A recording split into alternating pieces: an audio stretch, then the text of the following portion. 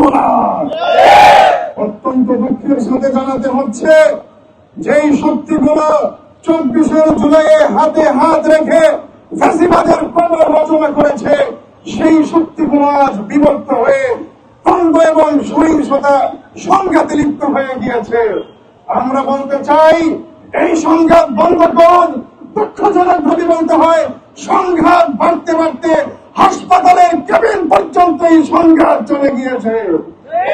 আমরা বলতে চাই, আপনারা সরকারি দল, আপনারাই বিরোধী দল, রাষ্ট্র আপনারাই চালাবেন, রাজনীতি হয়তো আপনারাই করবেন, রাজনীতি করবেন রাজপথে করবেন, হাসপাতালে গিয়ে অপরাজনীতি করার কোন অধিকার আপনাদের নয়।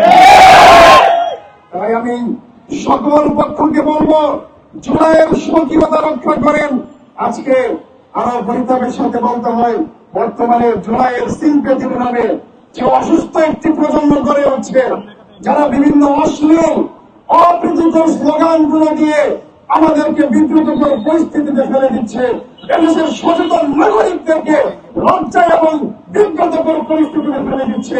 কি ধরনের অশ্লীল স্লোগান জুলাইয়ের নামে দেয়, পরিষ্কার ভাবে জুলাইয়ের সকল পক্ষকে, সকল সংগঠনকে বলবো, জুলাইয়ের নামে ধান্দাবাজি বন্ধ করেন, জুলাইয়ের সিম্পেথি রক্ষা করেন, জুলাইয়ের স্বকীয়তা রক্ষা করেন। অন্যথায় জুলাইয়ে যারা শাহাদাত বরণ করেছে, তাদের রক্তের অভিশাপে আপনারা টিকে থাকতে পারবেন না।